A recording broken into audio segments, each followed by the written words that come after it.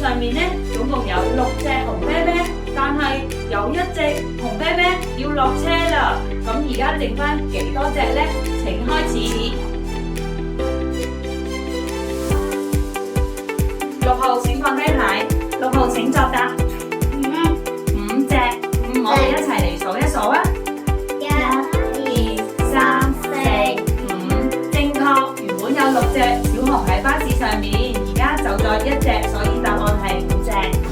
找規律，西瓜、梨子、梨子、提子，西瓜、梨子、梨子，請作答。C， 提子，正確得5分。動手操手牌，請睇熒光幕。